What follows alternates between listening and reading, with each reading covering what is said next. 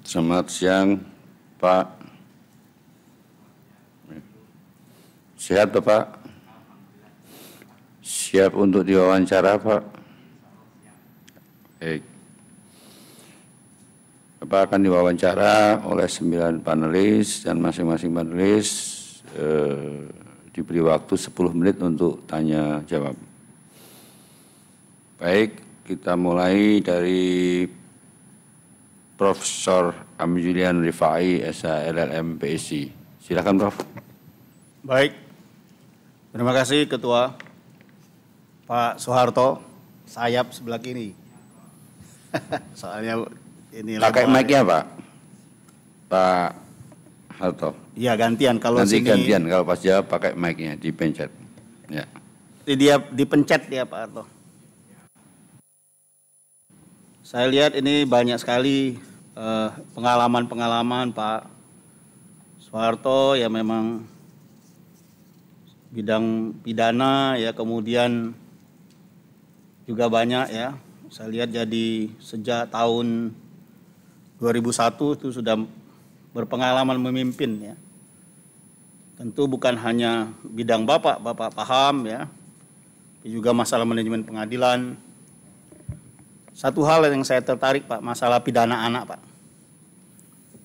Kenapa saya tertarik? Karena Indonesia ini menjadi state party untuk Convention on the Rights of the Child tahun 89. Ya, kemudian kita meratifikasinya. Pertanyaan saya yang pertama Pak, mungkin bisa dijelaskan bagaimana mekanisme peradilan anak Pak di Indonesia Pak. Silakan Pak. Siap Prof. Sebenarnya peradilan anak ini awalnya di KUHP yang namanya Minderjaren, kemudian di 397, kemudian di SPPA terakhir. Jadi konsepnya sekarang ini semua restoratif justice. Dia ada mekanisme diversi. Jadi inti pokoknya ke sana. Jadi dia ada pembatasan-pembatasan tertentu yang bisa ditahan, yang bisa diadili, tetapi hakikatnya adalah restoratif justice. Itulah makanya ada semacam social report atau hadirnya Bapas untuk mengikuti kehadiran di persidangan anak, dan mekanismenya juga sama dalam arti ada mekanisme persidangan yang tidak menggunakan atribut persidangan. Jadi arahnya ke sana. Nah, hanya ada persoalan di beberapa pemidanaan tatkala anak dijatuhkan pidana, karena konsepnya itu kan separuh maksimal ancaman dewasa. Ini yang menjadi problem. Tatkala pemidanaan itu ada minimum penaltinya, Prof. Jadi akhirnya sepertinya Mahkamah Agung kalau kata-kata minimal atau paling sedikit itu sebetulnya tidak boleh kurang dari yang sedikit tadi. Hanya tatkala anak menghadapi persoalan pidana atau anak berhadapan dengan hukum, itu akhirnya para hakim itu menjatuhkan separuh minimal. Ini problem yang di yuridis dan problem di praktek. Jadi lagi-lagi ada beberapa, kami pernah ada pidana non pemenjaraan, tetapi efektivitasnya juga belum. Kemudian kita pernah ada semacam meneliti dari diversi, tingkat keberhasilannya juga belum, karena untuk perkara-perkara besar, apalagi yang menimbulkan korban nyawa, ini dukungan masyarakat terhadap penegakan hukum pada anak yang berhadapan dengan hukum ini menjadi problema.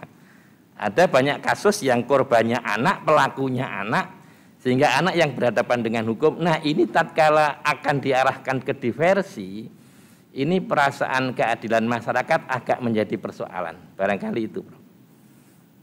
Tadi Pak Soeharto menyatakan ada pembatasan-pembatasan ya Pak ya.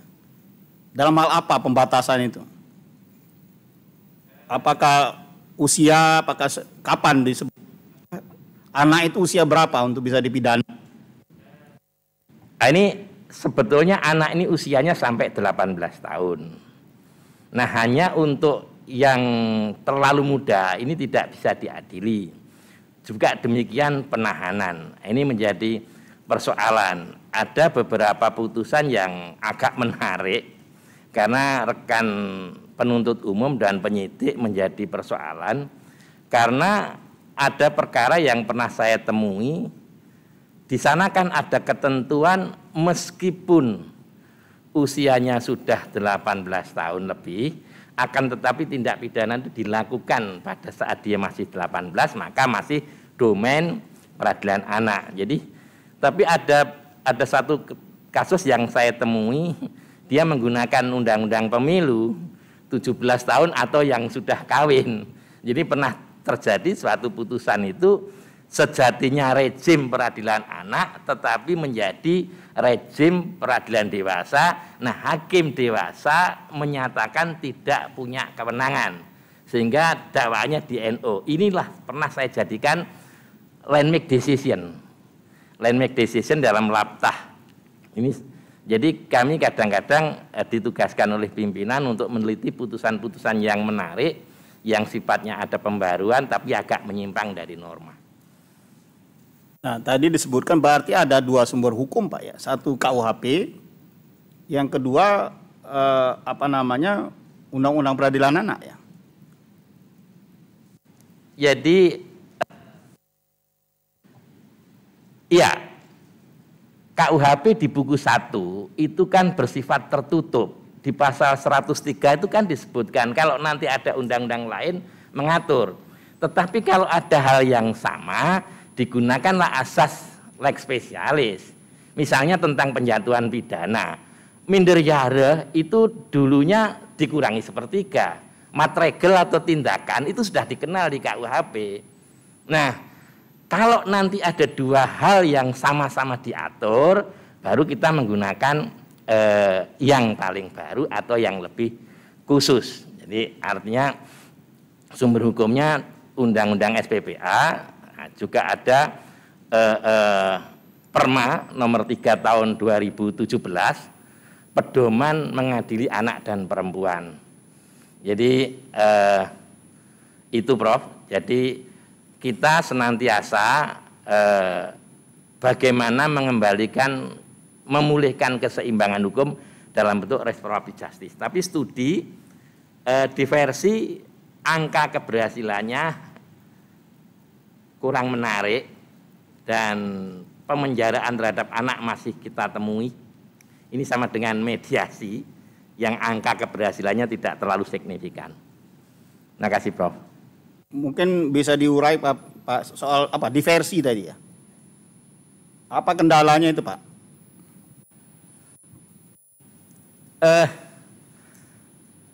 Orientasi para pihak yang melakukan diversi atau dalam hal ini korban memulihkan keseimbangan hukum ini kan agak susah menemukan dua pihak yang bersengketa, yang satu menghendaki proses hukum yang ditegakkan kepada anak berhadapan dengan hukum yang notabene adalah terdakwa. Satu sisi korban mempertemukan ini memang agaknya mengalami kesulitan, tetapi di beberapa hal sepanjang persoalannya itu tidak nyawa, persoalannya hanya penganiayaan anak, atau persoalannya tidak menyangkut hal-hal yang susila, atau persoalannya yang tidak menyangkut hal-hal yang oleh masyarakat dimaklumi untuk didiversi, itu sangat mungkin. Tetapi kalau sudah ada nyawa melayang, pelakunya anak tetapi layak diadili, katakanlah 12 tahun ke atas, layak ditahan, itu mengembalikan ke keseimbangan hukum seperti semula untuk tercapai diversi, itu dengan konsep restoratif justice itu agaknya sulit. Baik, pertanyaan saya terakhir, Pak. Apakah anak itu dapat dijatuhi hukuman mati? Tidak. 1 menit. Tidak, Prof. Untuk anak tidak dijatuhi pidana mati. Hanya problemnya tadi yaitu separuh maksimal ancaman orang dewasa itu dalam praktek dijadikan separuh ancaman minimal orang dewasa. Jadi terhadap tindak pidana yang dilakukan oleh anak yang undang-undang materialnya itu mengancam minimal, itu prakteknya para hakim separuh dari minimal. Padahal kalau kita lihat teks undang-undang tidak memungkinkan. Terima kasih, Prof. Baik, terima kasih. Cukup, Ketua. Baik, terima kasih Prof. Kita lanjutkan kepada Dr. Andes M. Taufik AZ. Silakan Pak. Terima kasih. Pak Soeharto, selamat. Yang kedua, saya mengucapkan selamat kepada Bapak sampai ke tahap ini perjuangan yang tidak mudah dan tidak gampang. Apalagi Bapak ada yang kedua kali ini ya, ikut seleksi. 4 kali mungkin, Pak. Untuk itu saya ingin tahu sampai 4 kali Bapak ikut seleksi ini, apa kira-kira yang melatar belakangi dan memotivasi Bapak untuk ikut seleksi ini? Terima kasih Bapak Taufik. Jadi saya ikut kira-kira 4 kali, tapi yang lolos kualitas baru 2 kali. Saya mulai 2016 bulan 2015 kan, 2016 bulan April itu sudah menjalankan tugas sebagai panitera muda pidana umum di Mahkamah Agung. Jadi hari-hari saya sudah berkutat dengan tugas-tugas istilahnya di sana mendukung, memberi dukungan teknis dan administrasi yudisial pada Yang Mulia Hakim Agung. Jadi saya ada delegasi wewenang dari panitera yang tugasnya mengirim salinan putusan Mahkamah Agung. Jadi 1.500 pada saat di Pidum dan sekarang 5.000 sampai 6.000 pada saat di Pitsus. Jadi hari-hari saya sudah membaca dan mengamati perjalanan perkara sampai diputus, sampai saya tanda tangan untuk dikirim ke pengadilan pengaju istilahnya.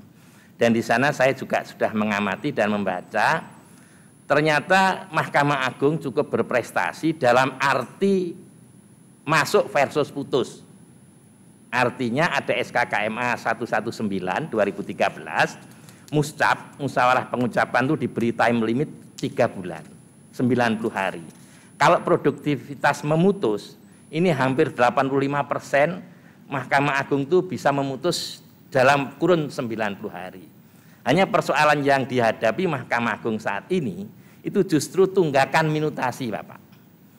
Di kamar pidana, yang saya tahu persis itu 5.000 sampai 7.000 minutasi belum terkirim. Nah, kendala-kendala inilah mendorong saya untuk punya motivasi bagaimana berkontribusi mengabdikan sisa pengabdian ini kepada Mahkamah Agung. Ibaratnya saya sekarang sudah di dapur Bapak, tapi saya belum menjadi koki. Nah, saya ingin menjadi koki. Bagaimana masakan ini kira-kira tidak mencederai perasaan keadilan masyarakat secara legal justice, moral justice maupun social justice. Jadi konkretnya saya ingin ikut dalam penguatan visi Mahkamah Agung memberikan pelayanan hukum berkeadilan bagi pencari keadilan. Salah satu bentuk pelayanannya bagaimana agar putusan yang telah diputus oleh Mahkamah Agung segera diselesaikan minutasinya. Itu Bapak. Oke, baik. Sebagai orang atau sebagai penmut pidana khusus Pak ya di Mahkamah, tentu Bapak sudah tahu medan yang akan Bapak hadapi gitu. Ya pastilah tidak gampang ya untuk menjadi seorang hakim agung. Tapi yang ingin saya tanyakan, kira-kira bagaimana visi misi Bapak dalam menghadapi semua itu? Ya, misi saya berkontribusi atau menguatkan atau meningkatkan apa yang sudah dicapai oleh Mahkamah Agung kaitannya dalam mengikis tunggakan minutasi itu, sehingga paling tidak konkretnya kalau saya menjadi hakim agung, saya tidak berlama-lama menyelesaikan minutasi. Jadi Bapak di sana itu ada yang tinggal tanda tangan, itu bisa nginap berhari-hari, berbulan-bulan. Jadi kalau ada surat masuk dari masyarakat ke panitera, di disposisi saya ke panitera Pitsus, saya membuat memorandum ke majelis, tetapi melalui panitera pengganti. Kemudian panitera pengganti Bapak biasanya mempotret ekspedisi, sudah koreksi P1, sudah koreksi P3. Jadi itu selalu saya hadapi. Saya selalu mendapat hasil pengembalian potret dari ekspedisi para panitera pengganti bahwa sejatinya berhentinya atau dari 5.000 sampai 7.000 tunggakan minutasi itu mayoritas pada operator dan pada yang mulia Hakim Agung, Bapak. Jadi komitmen saya kalau andai kata ada takdir ke sana, saya akan punya komitmen tidak lama-lama di meja saya. Dan ini ada beberapa figur yang saya juga tertarik. Di sana itu ada beberapa figur yang dia pakai jadwal. Hari ini masuk, sore keluar. Masuk sore, paginya besok keluar. Itu ada yang begitu, Bapak. Ya, di samping komitmen Bapak untuk cepat-cepat menyelesaikan, tapi gambarannya seperti apa sih? Karena selama ini yang kita ketahui minutasi itu justru di bagian PP, panitera pengganti. Gimana tuh Pak? Dan itu kan kaitannya dengan kepanitraan gitu, dan Bapak ada di dalamnya. Bagaimana Bapak? Jadi di Mahkamah Agung Bapak itu ada siap sistem informasi administrasi perkara yang nanti ada menu namanya beban perkara. Dari menu beban perkara itu akan tergambar. Makanya di sana ada pembagian operator, panitera pengganti, yang mulia P1, yang mulia P2, dan yang mulia P3. Yang P2 itu kalau ada dissenting opinion Bapak. Tapi kalau tidak ada dissenting opinion itu P1 dulu koreksi, setelah P1 oke, kemudian salinan putusan atau draft putusan itu ke P3. Setelah P3 oke, semua tanda tangan. Setelah semua tanda tangan, panitera pengganti itu mencetak 3 atau 4 eksemplar. Yang asli ditandatangani tidak kami jilid, yang salinan disiapkan ada form tanda tangan Panmut. Jadi tidak ada korelasi signifikan antara tusi atau tugas fungsi Panmut Pitsus dengan kecepatan minutasi. Cuman oleh SKKMA 213 dan 214 kami diberi waktu 14 hari Bapak. Artinya setelah dari askor atau sekarang istilahnya panitera muda kamar selesai minutasi berkas lengkap bundel A, bundel B dikirim Panmut Pitsus, maka Panmut Pitsus diberi waktu 14 hari untuk mengirim ke pengadilan pengaju. Jadi kalau kami melebihi time limit 14 hari, kami bisa dijewer, Bapak. Jadi jadi 9 proses bisnis yang merupakan lampiran SKKMA 214, tusi Panmut Pitsus itu ada di langkah ketiga dan langkah terakhir, langkah 9. Jadi proses memutus. Jadi kalau saya boleh ceritakan, musyawarah majelis itu hanya berisi bulatan pada advisblad, misalnya tolak atau tolak perbaikan atau kabul, misalnya batalkan putusan judek faksi, kabul permohonan PU atau kabul permohonan PH, cuman bulatan ini. Nah, panitera pengganti memformulasikan putusan Nah, seiring dengan adanya inovasi dengan SK KMA, sekarang ada kemajuan yang sangat pesat, Bapak, itu ada namanya baca serentak. Jadi berkas itu bundel B, kita cloning menjadi 3. Kita yang mempersiapkan, setelah kita cloning menjadi 3, jadi masing-masing majelis menuangkan pendapat hukumnya pada advisblat. Pada saat beliau-beliau meeting musyawarah, beliau-beliau sudah punya bekal. Nah, bekal dari musyawarah itu endingnya pada bulatan advisblat. Ini yang kadang-kadang menjadi persoalan karena memformulakan putusan ini panitera pengganti banyak kendala. Apalagi kalau advisblatnya 3-3 ini ke utara ke selatan, mereka menyatukan dalam proses putusan, ini menjadi persoalan. Tetapi lagi-lagi statistik berdasarkan sistem informasi administrasi peradilan itu tunggakan terbanyak dari 5.000 itu setelah dipetakan beberapa kali dirapatkan oleh ketua muda atau ketua kamar pidana, ada justru pada operator dan pada yang mulia. Nah, pernah yang mulia ketua kamar pidana membypass, Bapak. Ada memorandum tetapi tingkat perhatiannya juga belum maksimal. Ada memorandum ketua kamar pidana yang mencoba membypass untuk putusan tolak. Karena putusan tolak itu kan tidak ada legal reasoning yang baku, dalam arti cuman tolak gitu. Karena putusan judek faksi sudah tepat dan benar, alasan kasasi pemohon kasasi ditolak gitu. Nah, kalau tolak ini kan tidak ada struktur putusan yang agak jelimet. Jadi pernah ketua kamar pidana mencoba membypass, kalau tolak draft putusan langsung ke P3 langsung taken. Tetapi lagi-lagi panitera pengganti meminta berkas kepada yang mulia, itu ada kendala, ada handicap. Makanya ini gambaran ini kalau ditanya komitmen kami, seakan-akan nanti hal-hal yang kurang pas tidak akan kami jalani, seakan-akan nanti kami akan berkomitmen secepat mungkin perkara yang di P1 dikeluarkan. Cukup. Terima kasih, Pak. Baik, selanjutnya kepada Bijat Kadafi SHLLM PSI. Silakan Pak Davi.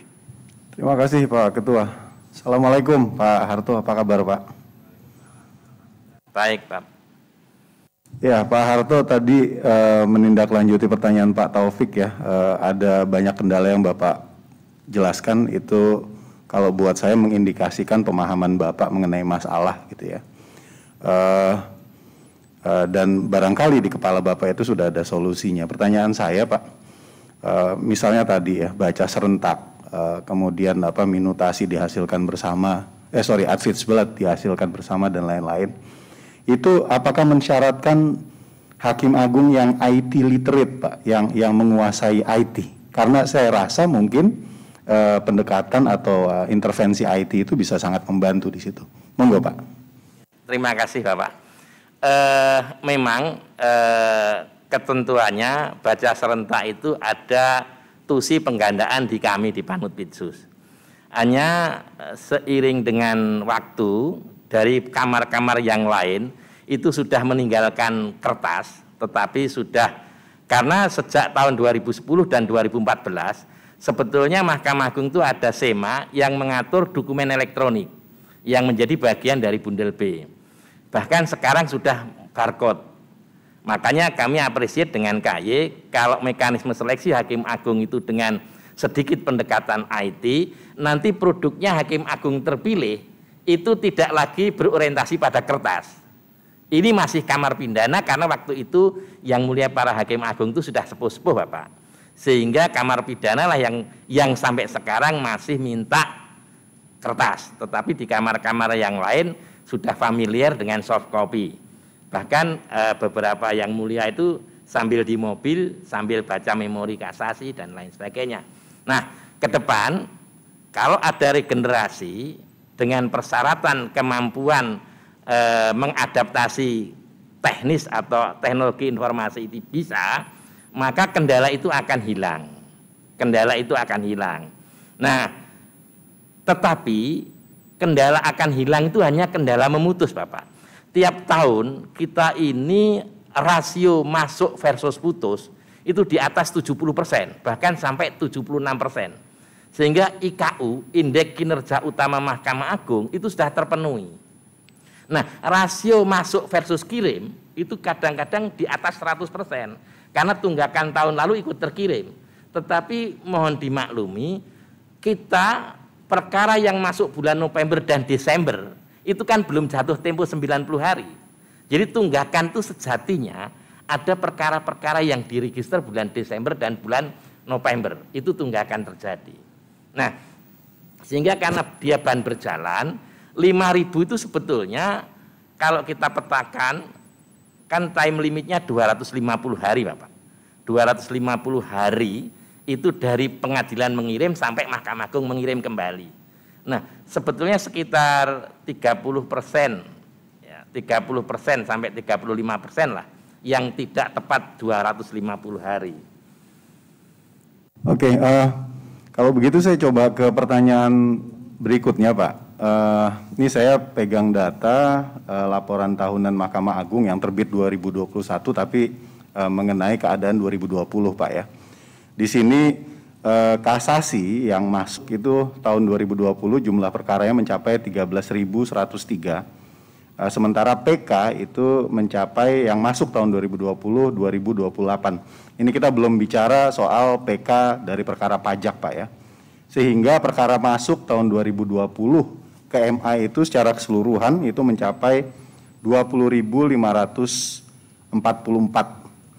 Nah, ini kan besar sekali Pak. Menurut Bapak, apa penyebab banyaknya putusan yang naik hingga ke tingkat kasasi atau PK Pak? Monggo Pak. Terima kasih. Untuk Pitsus di kami, di TUSI kami, itu ada 3 besar Bapak. 3 besar itu yang pertama rankingnya narkotika. Yang kedua korupsi dan perlindungan anak.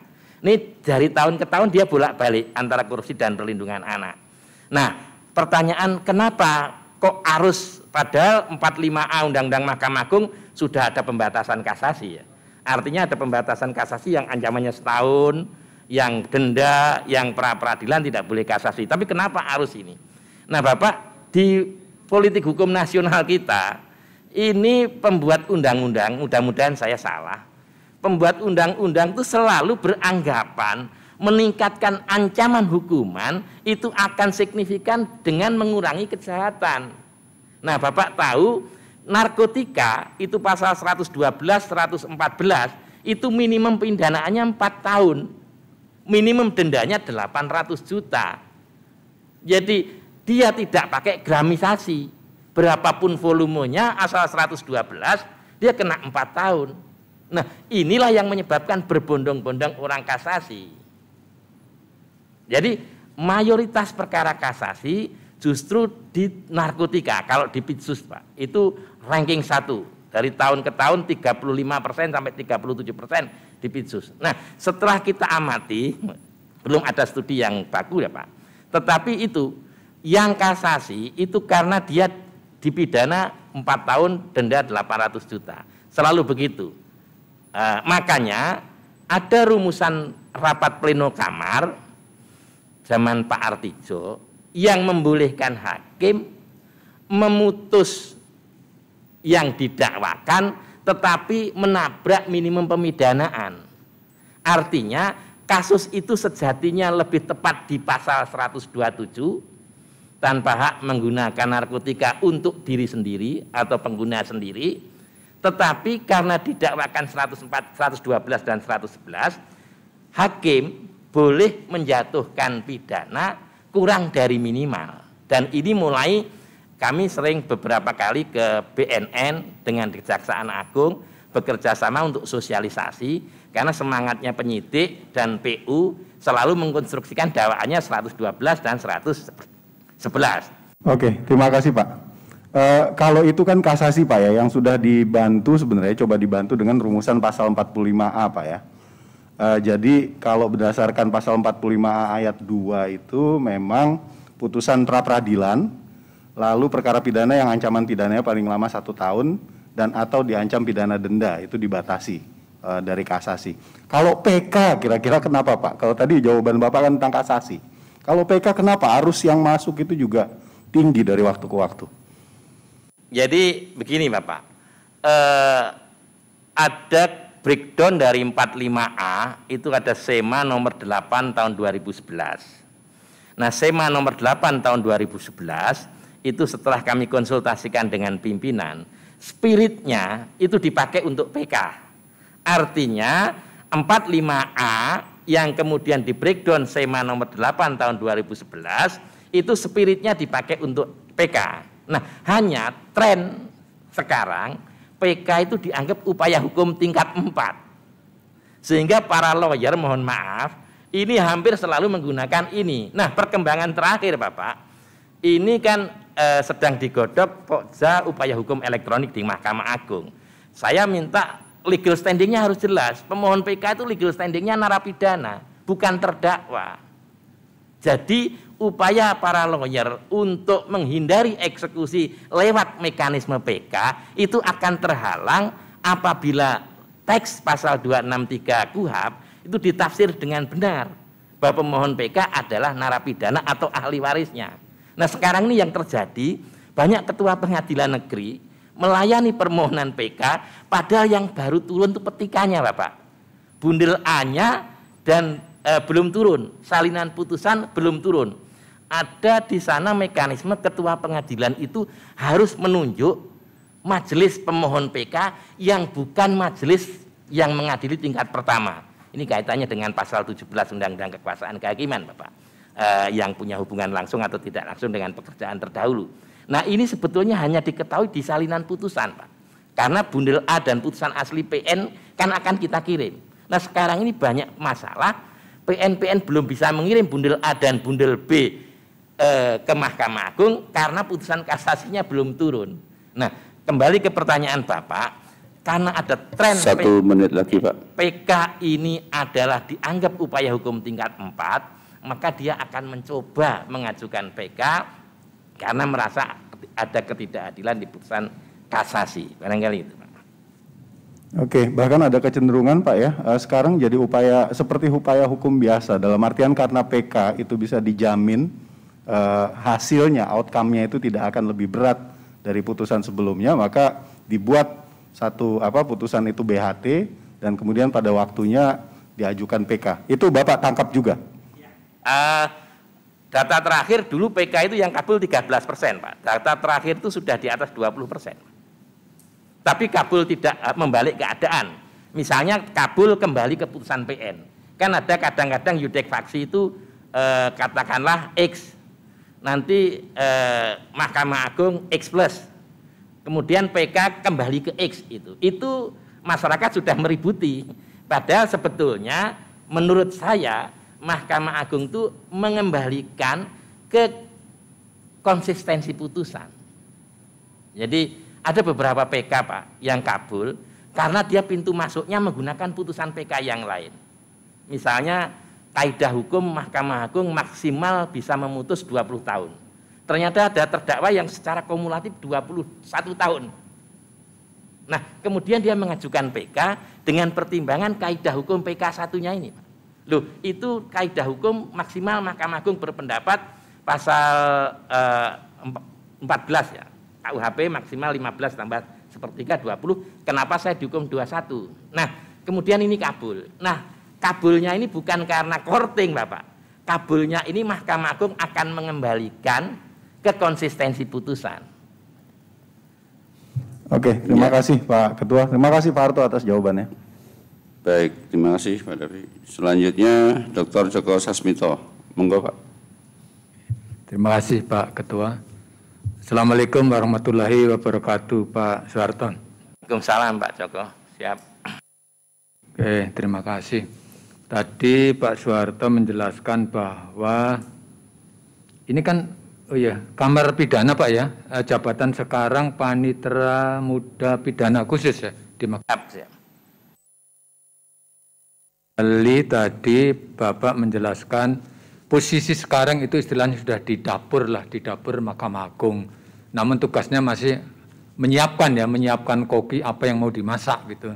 Nah, selangkah lagi Bapak punya keinginan ingin menjadi koki gitu yang akan memasak gitu ya di Mahkamah Agung. Nah, saya beberapa kali mendengar pada saat laporan tahunan ya di Mahkamah Agung itu pimpinan Mahkamah Agung selalu mengatakan bahwa Mahkamah Agung itu harus membuat terobosan-terobosan gitu ya untuk menuju akses to justice gitu, akses terhadap keadilan gitu. Nah, saya ingin tahu ya secara umum ya, Bapak karena sudah di Mahkamah Agung, katakanlah upaya-upaya terobosan apa ya yang sudah dilakukan oleh Mahkamah Agung dalam rangka menuju terhadap akses keadilan ini, khususnya kan menyangkut pelayanan hukum dan pelayanan publik gitu ya. Yang kedua, saya lihat pengalaman Bapak sudah luar biasa ini, beberapa kali menjadi wakil, beberapa kali menjadi ketua pengadilan gitu, hakim tinggi. Barangkali ada pengalaman gitu yang bisa disampaikan ke wawancara ini. Apa yang pernah Bapak lakukan ya kaitannya terobosan-terobosan menuju akses to justice pada saat Bapak memimpin di pengadilan tingkat pertama. Silakan Pak, ada 2 pertanyaan. Terima kasih. Yang pertama terkait terobosan di Mahkamah Agung, sudah ada setidaknya 3 instrumen Bapak. SKKMA 119, SKKMA 213, dan SKKMA 214. Ini tentang proses bisnis. Nah, ada lagi namanya one day publish Pak.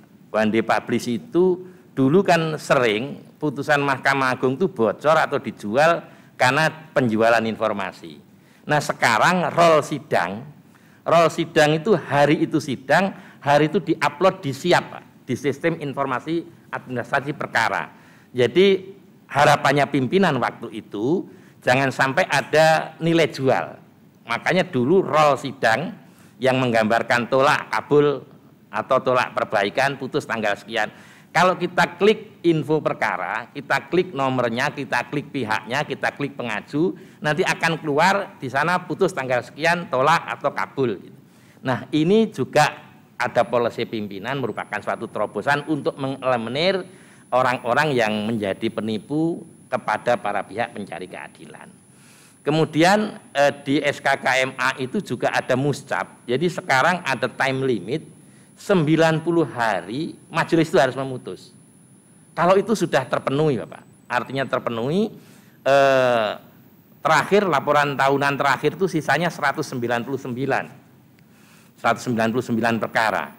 Nah, ada lagi di sistem kamar ini kita menyediakan apa yang disebut petikan. Jadi dulu kamar pidana itu tidak semua dibuat petikan. Sekarang semua dibuat petikan. Karena salinan itu akan lama, maka petikan itu akan dibuat semua kamar pidana. Jadi ngikuti kamar militer. Saya juga pernah jadi PLT Panmut militer Bapak pada saat Kolonel Mahmud pensiun. Jadi kalau militer karena sedikit, jadi semua dibuat petikan. Itu terobosan-terobosan yang dilakukan oleh pimpinan. Ada lagi sebetulnya terobosan yang sifatnya ingin mempercepat. Dulu namanya Pokja pengurangan arus perkara, yang sekarang dikenal namanya Hakim Tinggi Pemilah. Zaman dulu ada namanya Hakim Tinggi Repertorium, tapi dulu agak rawan. Nah, sekarang dibuat namanya Hakim Tinggi Pemilah. Rasionya begini Bapak. Ternyata Mahkamah Agung itu kabul itu sekitar 15%. Yang 85% itu tolak. Ada sedikit dari tolak itu namanya NO. Nah, nanti Hakim Tinggi Pemilah itu akan mengkategorisasi seluruh berkas perkara yang outputnya dia membuat rekomendasi tolak atau kabul. Dia ada 4 kategori Pak. Kategori pertama itu yang tidak layak kasasi, kategori 2 itu yang berdasarkan rapat pleno atau jurisprudensi harus ditolak, kategori 3 itu PHP atau penilaian hasil pembuktian, kategori 4 itu ada question of law, ada pertanyaan hukum. Nah, yang kategori keempat itu ke depan harapannya para yang mulia itu hanya konsentrasi pada 15. Tapi karena ini hal baru, saya yang ditugaskan ke Hoggerat untuk membuat perbandingan 2 kali saya ke Hoggerat. Ternyata ini juga belum belum dijiwai oleh para yang mulia. Itu terobosan yang dilangkahkan oleh Mahkamah Agung. Kemudian kalau ditanya, saya ditransisi Bapak, artinya ditransisi pada saat saya menjabat di Utara, wakil, pada saat di Jakarta Pusat, itu saya ketua. Cuman waktu itu ada perbedaan dari sisi teknologi. Jadi di Jakarta Pusat sebetulnya sistem IT-nya namanya dulu SPMP, Sistem Manajemen Perkara. Tetapi ada bantuan dari asing yang kita harus migrasi. Tetapi terhadap pelayanan kita juga sedapat mungkin melayani sebaik-baiknya. Nah, kita di bawah Bapak, Ketua Pengadilan Negeri, itu kan policy makernya di Mahkamah Agung. Kalau sekarang ada PTSP itu sebetulnya kan dirjen, ada reformasi birokrasi. Jadi kita ini hanya tingkat pelaksana, yang policy makernya di tingkat atas. Jadi kreasi-kreasi pimpinan atau manajer di lingkungan PN itu sebetulnya tidak terlalu banyak, Bapak. Itu barangkali yang bisa saya jelaskan. Oke, terima kasih Pak. Saya juga pernah mendengar bahwa salah satu terobosan yang dilakukan oleh Mahkamah Agung untuk menuju access to justice adalah pelayanan terpadu untuk melaksanakan sidang keliling itu yang bisa dilakukan oleh pengadilan negeri maupun pengadilan agama itu bisa dijelaskan Pak. Kira-kira kegiatan gimana itu?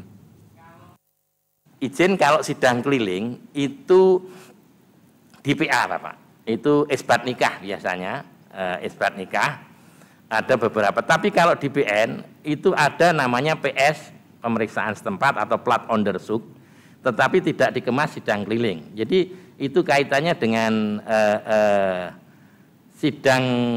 sidang di tempat atau pemeriksaan setempat. Kan ada SEMA yang mengharuskan pemeriksaan atas tanah itu harus memeriksa ke lokasi. Jadi itu di level pengadilan, badan peradilan di bawah Mahkamah Agung, tetapi yang saya kenal bahkan ada beberapa sidang keliling itu dulu memang ada Bapak, pada saat administrasi kependudukan masih mengharuskan akte kelahiran terlambat itu menggunakan penetapan pengadilan. Tapi seiring waktu, regulasi tentang akte kelahiran terlambat tidak lagi perlu sidang, maka sidang keliling tidak ada. Sidang keliling untuk pengadilan negeri dulu hanya ansih untuk akte kelahiran terlambat. Tapi belakangan regulasi yang mengatakan orang yang lahir kemudian tidak melaporkan kelahirannya itu tidak perlu penetapan pengadilan. Sehingga karena perubahan regulasi inilah peta sidang keliling akte kelahiran tidak ada lagi. Barangkali itu Bapak. Oke, kemudian juga ada terobosan, ini sebenarnya sudah lama ya, waktu laporan pertanggungjawaban di tahun berapa itu, 2016, tapi ada salah satunya juga dilakukan oleh Mahkamah Agung, penyelesaian perkara melalui mediasi gitu ya. Kan ada Perma nomor 1 2008, enggak salah. 1 menit lagi. Diperbarui nomor 1 2016 lah. Enggak, maksud saya upaya penyelesaian secara perdamaian ini apakah perkara perdata, apakah juga pidana? Mungkin cepat aja. Ya, kalau itu hanya perkara perdata, tidak termasuk perkara-perkara yang ada time limitnya. Cuman sekarang ada tren baru yang namanya mediasi penal, Bapak. Jadi nanti akan dikenalkan apa yang disebut mediasi penal, yang akhirnya juga ke restoratif justice. Tetapi ini belum, kalau Perma 1 2016, itu mediasi. Harapannya kalau perkara itu banyak yang damai di tingkat bawah, maka arus perkara ke Mahkamah Agung berkurang. Tapi lagi-lagi prosentasenya masih belum menggembirakan, Bapak. Oke. Cukup Pak Ketua, makasih. Terima kasih Pak. Selanjutnya kepada Dr. Parman Suparman. Silakan Pak. Terima kasih Pak Ketua. Saudara calon, saya sudah cukup lama mendengar mengenai saudara, dan saudara adalah dikatakan tempat bertanya dari para hakim, dari yang menjadi asisten dan panitera pengganti di Mahkamah Agung. Jadi hal tersebut harapnya benar ya, dan pada suatu waktu saudara memang ditakdirkan untuk jadi hakim agung. Dan kalau saya perhatikan bagaimana saudara menguasai tadi bidang non-teknis ya di mahkamah mengenai masalah pidana khusus ya, tapi juga pidana umum juga bisa nantinya. Dan tentunya kalau kita mempunyai keinginan yang demikian itu baru terlaksana mungkin kalau saudara menjadi ketua kamar atau wakil ketua Mahkamah Agung non yudisial. Kalau sebagai hakim agung ya saya kira itu tidak akan menjadi tugas saudara ya itu. Menarik dari yang saudara bicarakan tadi mengenai masalah restoratif justice. Sepengetahuan saya sekarang Kejaksaan Agung, Kepolisian dan Mahkamah Agung ada bikin SKB mengenai restoratif justice. Tapi yang saya baca semua mengenai tindak pidana ringan saya lihat. Saya tidak akan bicara kepada hal ini apakah bisa diterapkan dalam tindak pidana korupsi karena sangat sensitif. Tapi dalam tindak pidana umum, saya pernah menjatuhkan suatu putusan di tingkat kasasi berdasarkan restoratif justice, yaitu mengenai perkara di Papua, seorang warga Papua yang melakukan tindak pidana sudah dihukum berat dengan membayar berapa ekor babi dan sebagainya. Tapi oleh pengadilan negeri dan pengadilan tinggi sebagai paksi hukum berat-berat semua. Nah, dan saya waktu itu dengan mengacu pasal 52 Undang-Undang Mahkamah Agung, saya tidak memperhatikan memorinya, tapi memperhatikan pendapat saya dan itu kemudian saya anggap itu sudah terbukti tapi sudah merupakan bukan tindak pidana lagi dan itu merupakan dan saya kemudian kabul kasasi dengan onslah waktu itu. Nah ini bagaimana pendapat saudara tentang restoratif justice di peradilan pidana umum dulu? Ya sebetulnya kalau di khazanah adat restoratif justice itu sering terjadi karena dulu ada hakim perdamaian desa. Tetapi konstruksi hukum pidana ini kan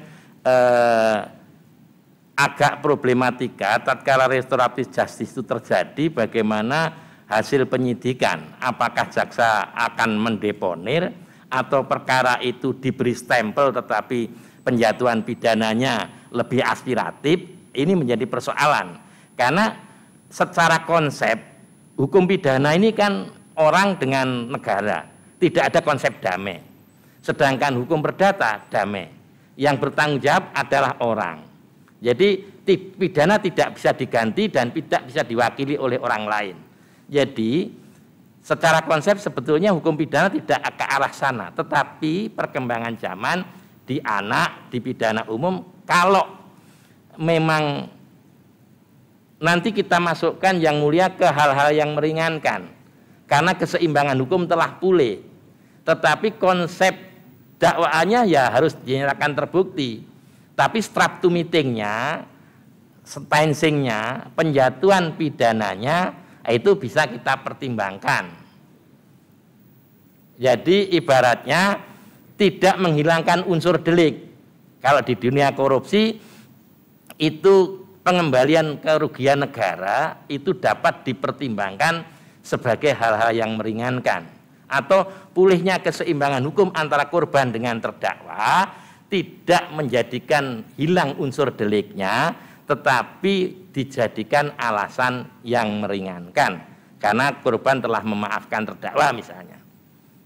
Oke ya, pendapat saudara juga bisa saya terima, tapi ajas atau prinsip dari restoratif justice itu kemudian keseimbangan dikembalikan, makanya di situ duduk juga korban, masyarakat dan semuanya. Jadi pertimbangan saya pada waktu itu karena itu masyarakat adat yang menghukum berarti sudah keimbangannya sudah dikembalikan itu.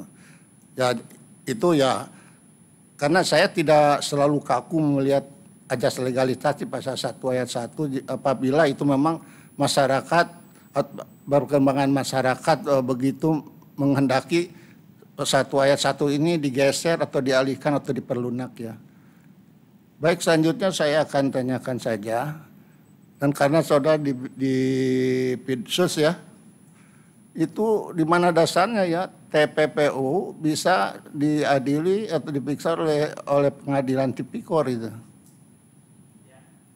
Jadi begini yang mulia, dulu eksistensi pengadilan tipikor itu diatur di Undang-Undang KPK. Nah di Undang-Undang KPK itu diatur dalam pasal 53. Kemudian Undang-Undang KPK ini tentang eksistensi pengadilan tipikor itu di judicial review oleh Mulyana Wekusuma dan kawan-kawan. Kemudian karena dia tidak diatur dalam undang-undang tersendiri, akibatnya pasal 53 tentang pengadilan tipikor yang ada di dalam Undang-Undang KPK itu masih dianggap mempunyai kekuatan hukum, tetapi diberi waktu 3 tahun. Nah, pada Oktober 2009 lahirlah Undang-Undang 46 2009. Nah, pada pasal 5 dan 6 mengatur kewenangannya yang mulia. Jadi ada istilahnya multi rezim. Jadi kewenangan tipikor itu ditambahi. Yang pertama, satu-satunya pengadilan yang menyidangkan perkara korupsi. Yang kedua, berwenang menyidangkan perkara korupsi. Yang ketiga, menyidangkan perkara TPPU yang predikat krimnya korupsi. Kemudian satu lagi, menyidangkan perkara yang oleh undang-undang lain dinyatakan secara tegas perkara korupsi. Nah, ada yang keempat, ya kira-kira pasal 7, itu mengatakan khusus Jakarta Pusat, itu ada kewenangan tambahan yang sinkron dengan pasal 86 KUHP, yakni korupsi yang dilakukan oleh warga negara yang di luar negeri. Jadi mesti otoritas pusat. Hanya persoalannya di korupsi ini menjadi masalah karena yuridiksinya yang mulia. Yuridiksinya pengadilan korupsi itu provinsi. Jadi sekarang ada kelucuan dalam praktek. Kalau ada pra-peradilan korupsi, itu berlakulah perdata yang disebut aktor spetur forum re, diadili di Jakarta Selatan, padahal perkara pokoknya di Jakarta Pusat. Sementara di KUHP itu ada regulasi yang mengatakan apabila perkara pokok sudah mulai diperiksa, perkara pra-peradilannya belum diputus, maka pra-peradilannya gugur. Nah ini kemarin pernah terjadi, pusat ngadili perkara pokok, selatan ngadili perkara pra-peradilan, tidak match. Ini menjadi persoalan. Oke, terima kasih ya. Satu hal tadi saudara juga menyinggung mengenai pasal 14 ya, Undang-Undang 3199 Jungto 20 ya. Nah, di situ dikatakan bahwa termasuk tindak pidana korupsi adalah apabila ditentukan oleh undang-undang yang bersangkutan menentukan itu tindak pidana korupsi. Saya sering melihat umpamanya perkara perbankan, yang murni perbankan, memang di situ ada melawan hukum, tapi tidak ada pernyataan bahwa itu merupakan tindak pidana korupsi, tapi masuk juga dalam tipikor. Bagaimana pendapat saudara? Nah, ini ada persoalan yang mulia. Jadi persoalannya sekarang soal yuridiksi. Karena kewenangan ini sebetulnya pasal 14 di Undang-Undang 3199 dan pasal 6 di Undang-Undang 46 2009 itu sinkron, barang yang sama. Kalau Profesor Indrianto menyebutnya lex specialis sistematik derogat lex generalis. Ini kalau Profesor Andi Hamzah menyebutnya peraturan blanko. Artinya peraturan blanko, nanti kalau ada peraturan yang lahir kemudian yang deliknya itu dikualifikasi korupsi, maka kewenangan yang ada di pasal 14 itu tetap ada. Jadi menurut saya sebetulnya polemik antara kawan-kawan di KPK dan Pak pembuat RUU KUHP tidak terjadi kalau mereka satu pemahaman bahwa dimasukkannya delik-delik tertentu kembali ke KUHP asal dikualifikasi korupsi, maka KPK tetap berwenang. Nah, jadi menurut saya pasal 14 Undang-Undang 3199 itu sinkron dengan pasal 6, di mana sekarang karena tidak mungkin lagi yang mulia, pertanyaan yang mulia, ada perkara pidana yang dakwaannya kumulatif ataupun alternatif, satu korupsi, satu perbankan. Kayak kasus katakanlah Bank Mandiri misalnya. Itu tidak mungkin lagi karena dia di dua rezim pengadilan yang berbeda. Jadi sekarang tidak mungkin lagi ada kumulasi ataupun alternatif dakwaan Satu korupsi yang notabene kewenangan pengadilan tipikor, yang satu perbankan yang notabene masih kewenangan pengadilan negeri. Jadi sekarang menurut saya pengadilan negeri dan pengadilan tipikor itu dua pengadilan yang beda, meskipun ketuanya sama. Cukup. Terima kasih Pak Ketua. Terima kasih.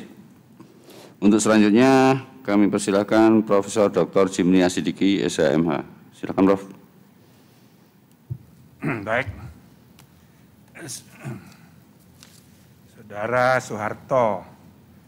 Ya Prof. Pidana. Pidana Prof. Ini belum doktor ya? Belum Prof. Ya di Jayabaya habis teori 2014, kemudian masuk Lemhanas, akhirnya terlunta-lunta sampai sekarang. Nah, calon yang lain sudah pada doktor, saudara belum ini? Siap. Nggak ada niat? Hah? Insya Allah Prof, nanti kalau lo enggak. Tempo hari setelah di PN Jakarta Pusat, waktu jadi wakil Jakarta Utara, kami sempat kuliah di Jayabaya. Kemudian 2014 selesai teori, kemudian dipanggil Lemhanas 9 bulan. Begitu pulang Lemhanas, ditugaskan di Makassar. Akhirnya waktu berjalan, begitu masuk dari Makassar 3 tahun, kembali Mahkamah Agung, ternyata sangat sibuk Prof. Jadi mohon maaf, nanti insya Allah kami akan selesaikan. Iya, Lemhanas itu kan agak politik. Ngapain hakim ikut Lemhanas?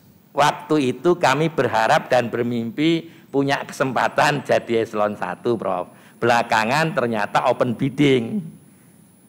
Ya, kalau eselon 1 bukan Lemhanas, LAN. Ya, bukannya Lemhanas itu lain, jalur lain. Oke. Nah, pertanyaan saya ini begini, saudara kan pidana ya. Sekarang ini kan umat manusia sudah merumuskan pidana itu kan ultimum remedium. Tapi semua orang sekarang ini menyelesaikan masalahnya pidana lagi. Ya kan? Semua orang mau mempidanakan semua orang. Yang berbeda pendapat pun dipidanakan. Padahal penjara udah penuh.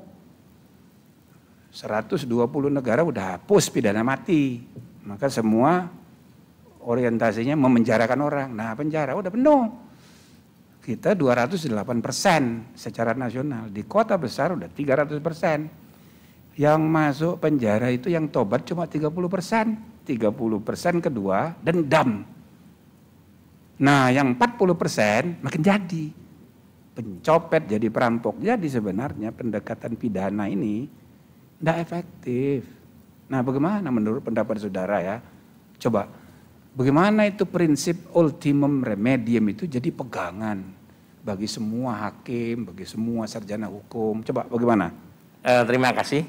Memang konsep ultimum remedium atau pidana adalah senjata pamungkas setelah sektor-sektor lain dicoba dan tidak menyelesaikan. Tetapi lagi-lagi menjadi problem. Sebetulnya sudah ada Prof, undang-undang administrasi publik atau ada Perma nomor 4 2015 yang mengenal tentang titik singgung antara administrasi dengan penyalahgunaan wewenang dengan korupsi. Ada Prof Supandi menulis di Varia Peradilan terkait itu. Bahkan kita pernah terusik pada saat Presiden Jokowi mengumpulkan para Kapolda, Kajati, dan Gubernur se-Indonesia karena tingkat penyerapan APBN-nya rendah. Ini persoalannya menegakkan hukum korupsi itu apakah harus paling akhir, dia ultimum remedium atau premium remedium. Sementara temuan-temuan makin menjadi dan makin meluas, makin sistematis, dan pelanggaran terhadap hak-hak sosial dan hak ekonomi, sehingga pencegahannya perlu luar biasa. Tetapi saya setuju Prof bahwa pidana itu adalah senjata pamungkas apabila sektor-sektor lain bisa menyelesaikan. Oke. Persoalannya Ya udah cukup.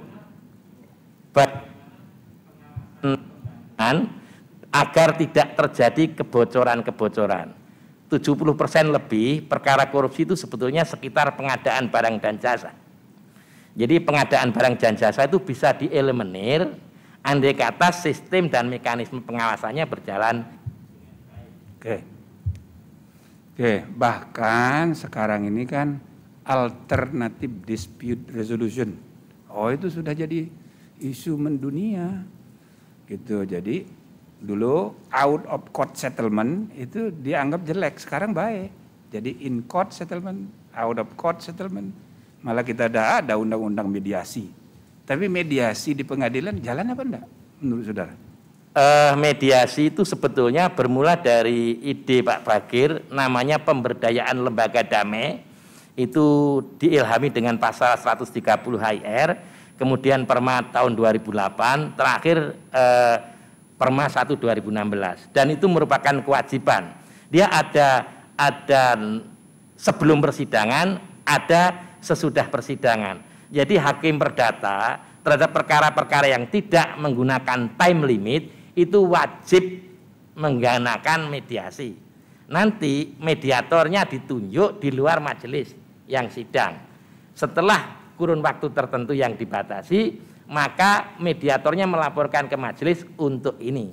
Jadi mediasi jalan, cuman lagi-lagi prosentase keberhasilannya. Ini waktu kami ikut pelatihan TOT mediator, ini ternyata budayanya beda dengan Jepang, Prof. Orang Jepang itu kalau sudah pengadilan itu betul-betul takut. Makanya dia akan efektif diselesaikan lewat mediasi. Sedangkan kita kayaknya sebaliknya. Ke pengadilan itu jalan terakhir karena mediasi di luar sudah tidak bisa. Jadi itu yang menyebabkan budaya hukumnya agak berbeda. Jadi belum efektif. Secara angka statistik belum efektif. Tetapi Mahkamah Agung mencoba memberi reward kepada hakim mediator yang berhasil mendamaikan para pihak. Dan itu dibuat report. Artinya laporan adanya mediasi ini.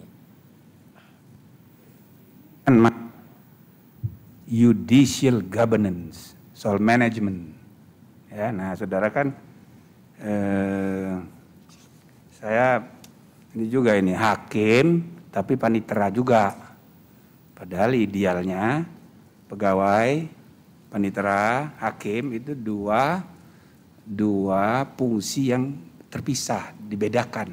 Nah, saudara adalah jadi panitera, kemudian jadi hakim, dan sekarang ini kan masih campur aduk. Nah, ini kan soal manajemen. Nah, coba saya mau tahu ya, kalau terpilih jadi hakim agung, apa you punya impian tentang modernisasi judicial governance di Indonesia? Coba. Terima kasih Prof. Barangkali kami juga menginformasikan pada Prof bahwa di Undang-Undang Mahkamah Agung, panitera pengganti, panitera muda, panitera kamar pada Mahkamah Agung itu adalah hakim. Jadi karena di sana manajemen perkara, ngitung tahanan, melihat berkas. Jadi sejak dulu, sejak Undang-Undang 1485, panitera pengganti dan panitera Mahkamah Agung itu adalah hakim. Memang sempat berubah di Undang-Undang 5 2004, pegawai atau panitera di PT, tapi belakangan berubah lagi, kembali ke hakim. Barangkali ini sekedar informasi. Jadi SK saya ini Hakim Tinggi PT DKI yang dipekerjakan sebagai panitera muda pidana khusus. Nah, mimpi saya apabila insya Allah jadi Hakim Agung, sebetulnya tadi sudah saya kemukakan, selama ini kondisi saat ini yang saya lihat, produktivitas memutus Mahkamah Agung itu sudah relatif baik, karena ada semacam revolusi kalau saya katakan, dari baca bergiliran menjadi baca serentak. Di sana berkas itu sudah di-cloning menjadi 3, sehingga majelis itu sebelum meeting untuk musyawarah, beliau-beliau itu sudah membaca. 1 menit.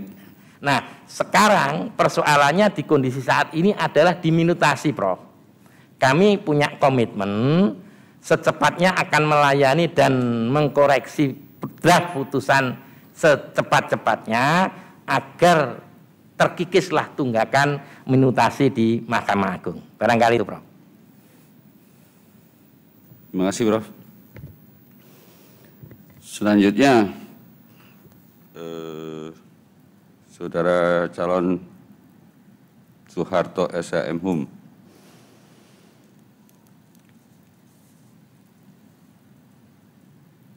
Bapak ketika menjadi hakim, ketika melakukan persidangan, tentunya menggunakan atau mengacu hukum acara. Dan selain hukum acara, Bapak juga mengacu pada KEPPH, Kode Etik Pedoman Perilaku Hakim.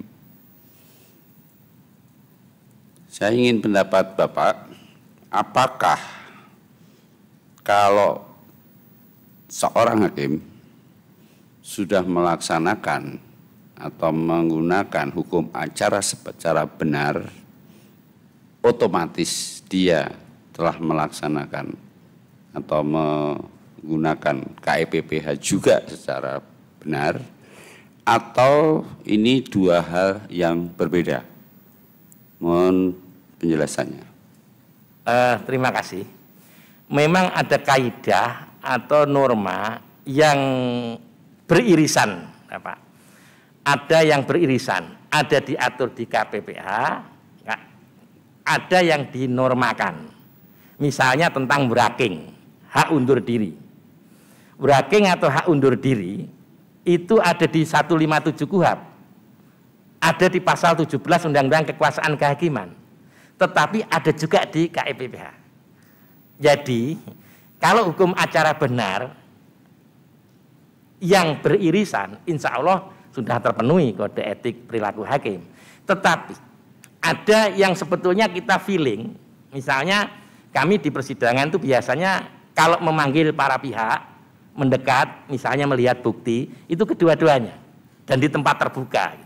Ini kita jalani karena kan ada asas disebut audi et altram patrem. Kita harus mendengar kedua belah pihak. Lah mendengar kedua belah pihak itu juga pengejawantahan daripada KPPH, atau dimungkinkan ada sakwasangka atau prasangka kita memperlakukan salah satu pihak terlalu istimewa. Ini kan kita elemenir. Nah, ini ada yang irisan, artinya ada norma-norma di pedoman perilaku hakim yang ada di KUHP seperti braking atau hak undur diri, itu ada, dan itu ada juga di kekuasaan kehakiman. Tetapi ada yang memang ansih di pedoman perilaku, tetapi ini secara lifestyle oleh hakim dijalani. Itu barangkali, Bapak. Baik, Bapak. Karena seringkali ada pelanggaran etik, kode etik pedoman perilaku hakim, namun seringkali juga ini dikatakan, oh ini bukan kode etik hakim, tapi ini masuk ranah teknis yudisial. Ya, misalnya sikap adil, ya, bahwa seorang hakim tidak bersikap adil dalam arti misalnya ada dua pihak mengajukan saksi, nah, seorang hakim memberikan kesempatan yang berbeda antara dua pihak ini, atau bukti atau apapun. Nah, ini sebenarnya persoalan teknis yudisial, apa persoalan keadilan dalam kode etik tadi? Silakan, Pak. Terima kasih. Itu masuk wilayah dua-duanya, Bapak. Jadi kalau saya memimpin sidang, saya selalu membuat code kalender. Dalam code kalender, sesi pembuktian itu saya beri porsi yang sama. Misalnya jaksa 3 kali sesi persidangan untuk pembuktian, meskipun saksinya dia 20 katakanlah. Nanti PH juga 3 kali persidangan, walaupun saksinya juga 3 atau 4 gitu.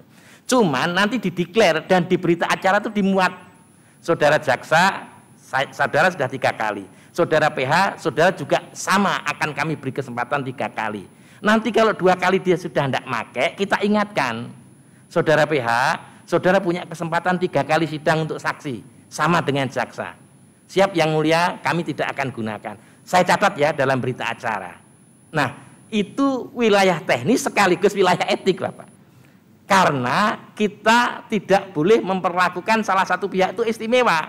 Misalnya jaksa istimewa 5 kali saksi, 5 kali sidang, sedangkan pihak cuma 2 kali.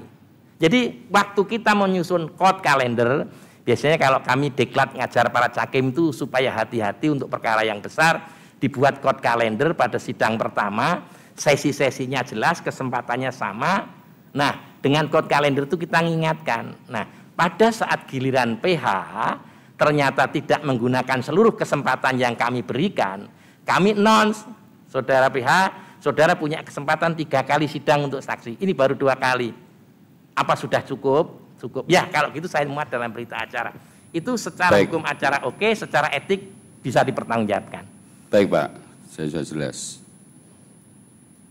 Kemudian yang kedua Pak, saya ingin pendapat Bapak bahwa dalam Undang-Undang Kekuasaan Kehakiman pasal 42 itu menyebutkan bahwa memberi kewenangan kepada Komisi Yudisial untuk melakukan analisis putusan yang telah ingkrah sebagai rekomendasi untuk melakukan mutasi terhadap hakim. Pertanyaan saya yang pertama, apakah Bapak sepakat menunggu harus ingkrah baru dianalisis? Karena setelah ingkrah kemudian si terpidana apapun putusannya sudah tidak bisa dirubah, dan kemudian kalau ada temuan dari putusan tersebut yang kena hakimnya saja. Kenapa tidak dari tingkat pertama misalnya begitu? Nanti mohon pendapatnya. Yang silakan Pak. Terima kasih. Sebetulnya ada asas yang namanya res judicata, preveritate habetur. Putusan hakim itu dianggap benar sampai ada putusan hakim yang lebih tinggi yang membatalkan. Jadi asumsi putusan hakim itu selalu benar, Pak. Karena ini hasil istihad, katakanlah begitu. Persoalannya apabila analisa itu dilakukan atau semacam eksaminasi. Di Mahkamah Agung itu ada eksaminasi, dulu beberapa hakim PN yang ingin jadi hakim tinggi itu lewat eksaminasi, Bapak. Kalau belum BHT kemudian dianalisis, nanti ada hasil eksaminasi, apakah itu tidak bentuk intervensi, Bapak? Karena lazimnya anotasi putusan Mahkamah Agung atau putusan pengadilan itu justru dilakukan setelah putusan BHT. Sedangkan hakim saja dilarang mengomentari, mengkritisi, melakukan pembenaran atas putusan yang belum BHT atau yang sedang berlangsung. Karena begitu para pihak menggunakan upaya hukum banding atau kasasi, demi hukum itu produk PN mentah. Nah, kalau kita analisa terhadap produk PN yang mentah, ini saya khawatir analisa nanti akan menjadi bentuk intervensi dunia peradilan.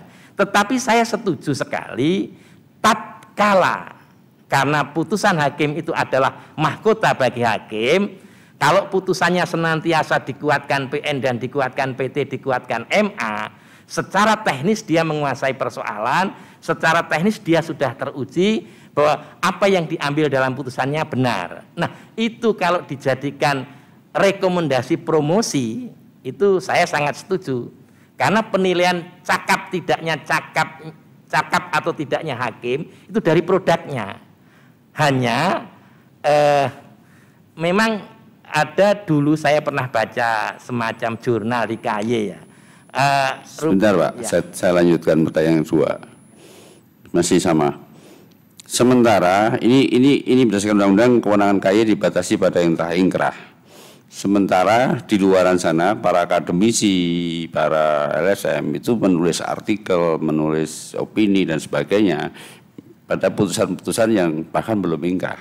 Apakah sebagai hakim Bapak memperhatikan pendapat-pendapat publik tersebut atau Bapak hanya menggunakan fakta dan data dari persidangan saja? Terima kasih. Ya, agak dilematis Bapak, tetapi saya pernah mengadili perkara besar, 6 bulan saya tidak lihat TV, atau kalau lihat TV saya pegang remote. Jadi penggiringan opini dari mass media itu terkadang sedikit mempengaruhi independensi hakim. Sedikit Bapak. Tetapi kalau hakimnya sudah yakin atas fakta-fakta di persidangan, keyakinan hakim itu kan dibangun dengan 2 alat bukti. Nah, karena menggunakan negatif Wheeler Bewis teori, jadi keyakinan hakim itu dibangun oleh 2 alat bukti. Jadi menurut, lagi, Pak. Ya, menurut saya bentuk-bentuk opini publik terhadap perkara yang sedang jalan itu saya tidak appreciate. Karena ini bentuk campur tangan pada dunia peradilan. Tetapi kami tidak bisa mengingkari. Kalau dia semacam reportase sidang, hari ini sidang ditunda karena jaksa belum siap tuntutannya, hari ini sidang ditunda karena hakim belum temu musyawarahnya, itu tidak apa-apa pemberitaan begitu. Tetapi kalau sampai menganalisa terbukti tidak terbukti, itu trial by the press. Menurut saya begitu Bapak. Terima kasih. Baik Pak. Tapi yang saya maksud tadi sebuah putusan, ya, bukan jalannya peradilan, sebuah putusan, tetapi yang belum ingkrah itu dikomentari. Tapi oke, saya sudah menangkap maksud Bapak. Untuk pertanyaan selanjutnya kepada Ibu Dr. Siti Nurjana, silakan Ibu. Terima kasih Pak Ketua. Pak Harto, monggo ngunjuk dulu Pak Harto. Dari tadi belum minum, silahkan. Terima kasih Bunda.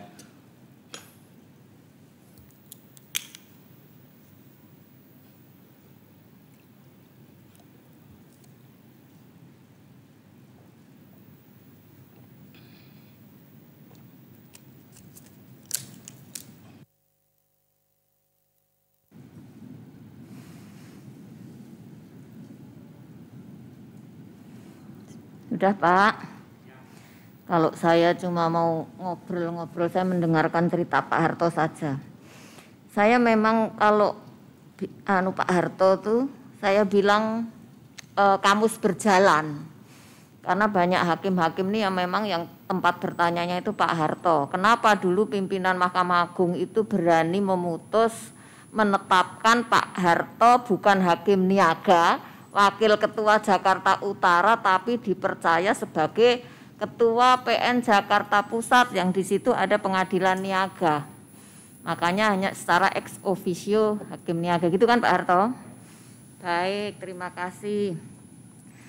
Coba ceritakan Pak Harto, selama menjadi pimpinan yang sudah kemana-mana itu. Kalau tadi di awal-awal itu kan bagaimana, kalau nggak salah pertanyaan Prof. Am ya, mengenai keyakinan, kepercayaan publik terhadap pengadilan. Kalau kita bicara pengadilan, mesti kita bicara hakimnya. Terus endingnya itu putusannya. Oleh karena itu, putusan itu adalah mahkotanya hakim. Ya. Tetapi tentunya putusan yang berkualitas. Putusan yang berkualitas tentunya dihasilkan oleh hakim-hakim yang berintegritas dan mempunyai penguasaan teknis yudisial dan lain-lain. Itulah endingnya nanti publik akan percaya. Dari pengalaman Pak Harto, ceritakan bagaimana Pak Harto ini menanamkan kepada para anggotanya di mana-mana Pak Harto sebagai pimpinan itu, kepada hakimnya, kepada panitranya, kepada pegawai kesekretariat, gimana sih menjaga integritas itu? Monggo Pak Harto. Siap Ibu. Jadi kami selalu warning kepada rekan-rekan hakim agar menguasai hukum acara, karena kita ini bekerja benar saja masih diadukan orang, apalagi kalau bekerja tidak benar atau keluar dari hukum acara. Jadi sebetulnya ada beberapa hukum acara yang ini menggambarkan apa yang ada di kode etik. Jadi pesan saya kepada para hakim, kuasai hukum acara, tetap bersikap netral, jalankan tugas dengan baik, itu Kemudian amati apakah para pihak, jadi begini kadang-kadang itu sikap mengistimewakan. Makanya saya selalu menggariskan kalau dalam perkara perdata, tolong petitum-petitum itu dipertimbangkan dengan baik. Kalau mau istilahnya apa yang disarankan Pak Arifin Tumpah dulu, kalau mau gugatan dikabulkan atau gugatan ditolak, itu justru dari bukti-bukti yang diajukan yang akan ditolak itu dipertimbangkan selengkap-lengkapnya. Gitu. Itu untuk para hakim. Saya menjaga integritas dengan cara memberi nasihat-nasihat yang sifatnya teknis. Tetapi untuk pegawai itu kami ada punya pengalaman yang agak trauma, Bu. Waktu saya jadi ketua Kediri Gambeng Rejo, itu panitera saya yang sudah 14 tahun jabat, itu baru saya tahu setahun kemudian, ternyata dia menggunakan uang barang bukti. Waktu itu barang bukti perkara korupsi. Dipakai untuk nyalon bupati di daerah luar Jawa. Nah ini setelah saya temukan juga karena bentuk dari pengawasan tadi. Kami lapor kepada Bawas, kami lapor pada pimpinan. Nah kemudian saya warning bahwa yang begini inilah akibatnya kalau bekerja tidak baik. Jadi itu bahkan saya senantiasa menggariskan bahwa tetap on the track dalam mengelola keuangan, mengelola barang bukti, mengelola persidangan, itu tetap on the track. Barangkali itu, Bu. Baik, satu lagi, ini mungkin agak sedikit pribadi ya. Ini saya mau cerita pengalaman dulu dan mungkin Pak Harto dulu juga mengalami. Dulu waktu saya jadi Direktur Binganis, Pak, banyak keluhan para ketua PN yang anggotanya, hakim anggotanya itu putranya Hakim Agung. Sehingga KPN ini mengeluh ke saya, sering, tidak hanya 1, 2, Bu, saya sulit untuk membina, untuk menegur si A ini karena putranya Hakim Agung, gimana gitu, nggak berani. Nah, seandainya nanti kalau Allah meridhoi Pak Soeharto ini lulus jadi Hakim Agung, kalau tidak salah ini yang hasil didikan saya di waktu saya kepala badan, ada 2 putranya Pak Harto ini yang jadi hakim ya Pak, 2 kalau nggak salah. Nah, ini pertanyaan saya, bagaimana Pak Harto nanti mengelola konflik kepentingan antara putusan putra-putranya di daerah itu yang kemungkinan maju kasasi atau apalah yang terkait dengan Pak Harto sebagai Hakim Agung. Itu satu. Kedua, bagaimana Pak Harto menyikapi terhadap putranya ini supaya putranya ini juga bekerja berjalan seperti biasa. KPN-nya juga mau misalnya ada yang harus ditegur ya juga biar berjalan sebagaimana halnya. Terima kasih, itu saja pertanyaan saya terakhir. Terima kasih. Jadi kembali ke pasal 17 Undang-Undang Kekuasaan Kehakiman, memang hakim punya hak undur diri tatkala punya hubungan langsung atau tidak langsung dengan perkara yang ditangani. Ini sampai derajat ketiga kalau tidak salah. Nah, tapi kalau perkara anak saya kebetulan kasasi yang kebetulan hakimnya saya, itu pasti punya konflik of interest. Ya. Tetapi ada mekanisme mengundurkan diri. Ini ada beberapa praktek di Mahkamah Agung, tinggal lapor ketua muda untuk diganti majelisnya. Itu tidak ada masalah. Jadi dari sisi itu sebetulnya tidak ada masalah. Tetapi saya alhamdulillah dengan ketua di mana anak saya bertugas itu tidak kenal secara pribadi. Terakhir saya mengerti karena di HP saya, Bunda, itu ada hampir ketua se-Indonesia dan Kalapas dan Karutan. Itu untuk pertimbangan bypass penetapan penahanan. Suatu ketika ada penetapan penahanan untuk PN Takalar. Maka di HP saya yang KPN Takalar tadi saya WA. Pak, tolong ditindaklanjuti sambil nunggu versi kertasnya, beritahukan pada Rutan. Baru dia menjawab, siap yang mulia, saya sekarang sudah pindah KPN Martapura. Jadi itu membuktikan bahwa ternyata KPN Martapura itu dulunya KPN Takalar yang saya tidak kenal secara pribadi gitu. Nah, demikian juga yang di Magetan itu konon perempuan, saya juga nggak kenal secara pribadi. Tetapi kalau yang di Panajam, waktu anak saya nomor 2 tugas di Panajam, itu kenal secara pribadi karena sama-sama pengajar di Diklat, namanya Pak Anteng Supriyo. Tapi setelah itu gantinya siapa saja. Jadi saya warning anak saya untuk jangan bawa nama-nama bapak, jaga nama lah sebaiknya, jangan mengandalkan posisi bapaknya. Mereka insya Allah bisa membawa diri, Pak Ibu. Tidak ada hal-hal yang aneh yang kami Waktunya, dengar. Pak. Terima kasih.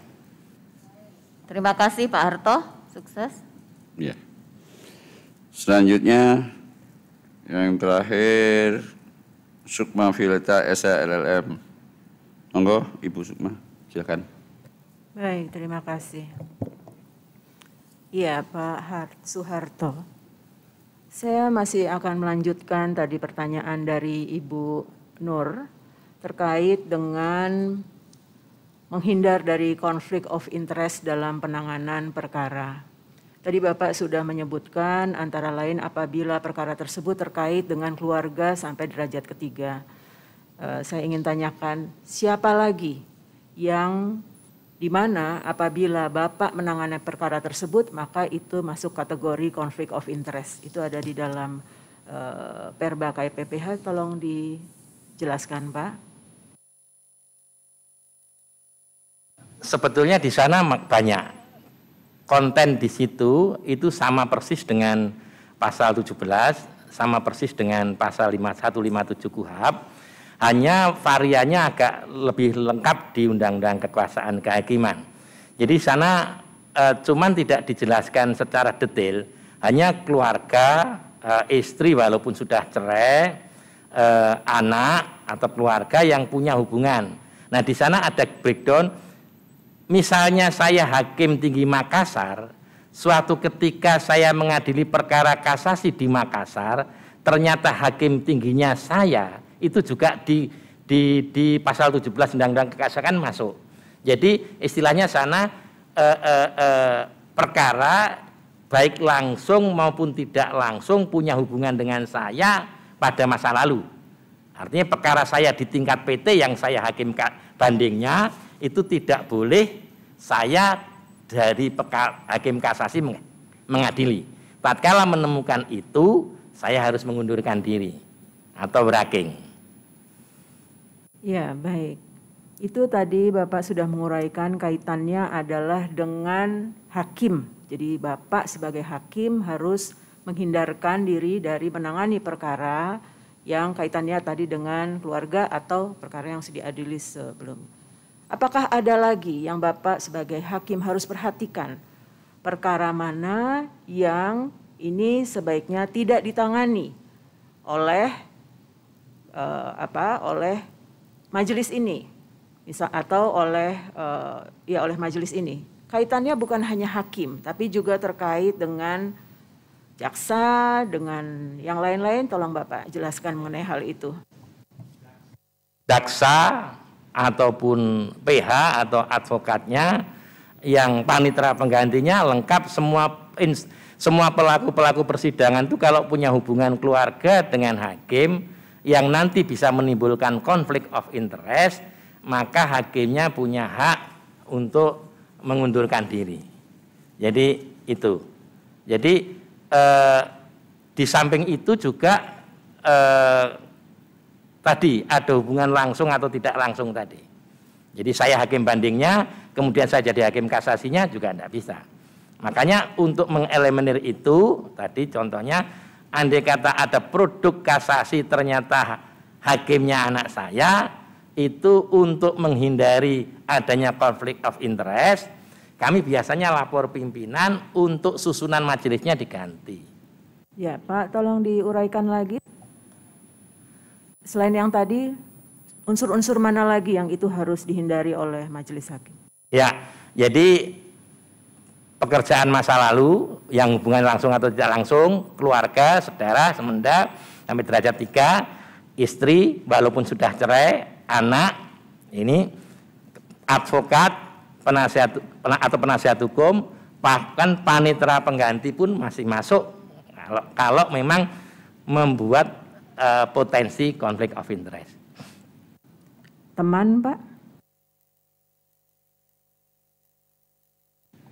Kalau konstruksi yuridisnya tidak ada teman, cuman kita lihat kalau teman konstruksi yuridis dipandang oleh yuridis tidak ada. Makanya di kode etik itu jangan membuat prasangka, jangan menimbulkan prasangka yang seakan-akan bisa menghindari menjadi kelihatan berpihak gitu. Jadi kita sedapat mungkin mencoba untuk bagaimana fair dan impartiality. Baik, Pak, di pasal 9 itu teman termasuk ya, Pak. Baik, yang berikutnya tadi Bapak sudah menjelaskan bahwa terkait dengan pertanyaan Profesor Mukti bahwa hal-hal yang disebutkan tersebut termasuk teknis yudisial. Tadi bicara tentang hukum acara, Bapak menganggap itu adalah irisan. Kalau menurut Bapak, apakah yang merupakan ruang lingkup teknis yudisial?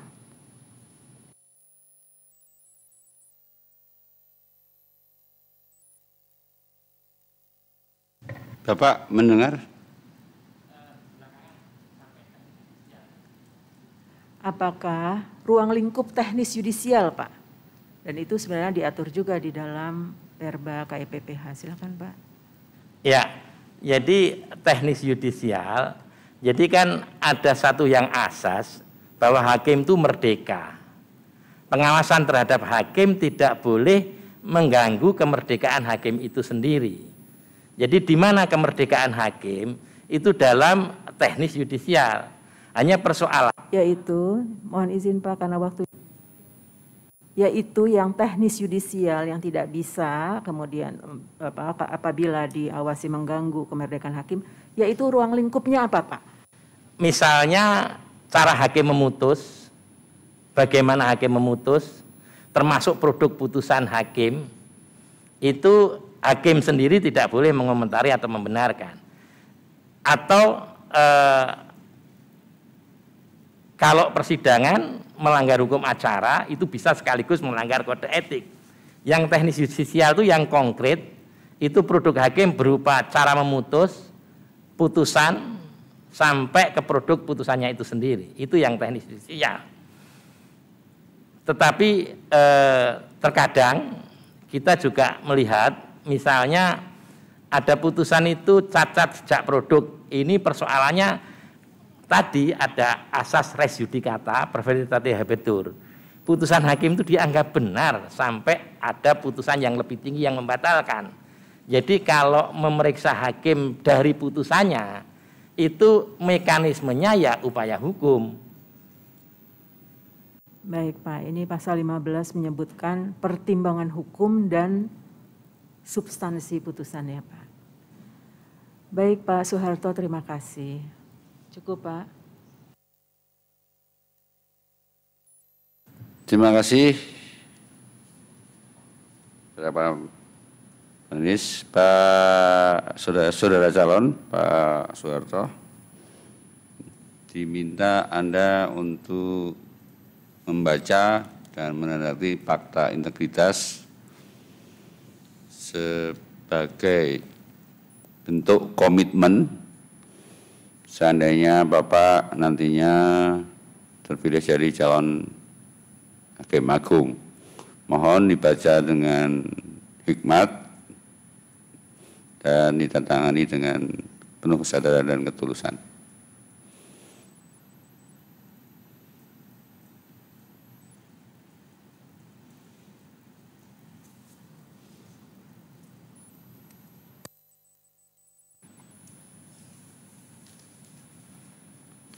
Fakta integritas, saya Soeharto S.H.M. Hum dengan ini menyatakan sebagai berikut. 1. Berkomitmen menjalankan tugas, fungsi, wewenang, dan tanggung jawab sesuai dengan peraturan perundang-undangan yang berlaku.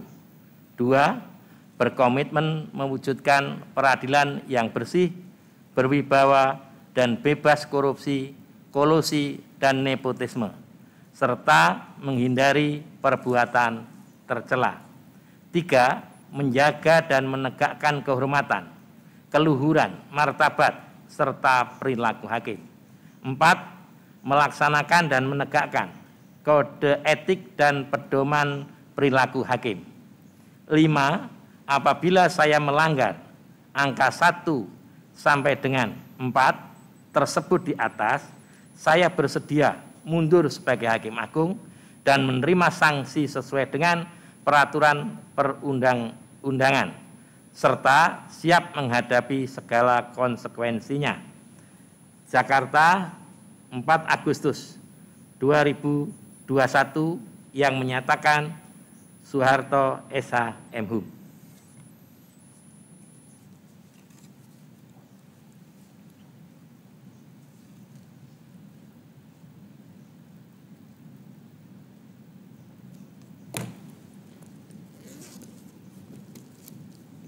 Harus hitam ya.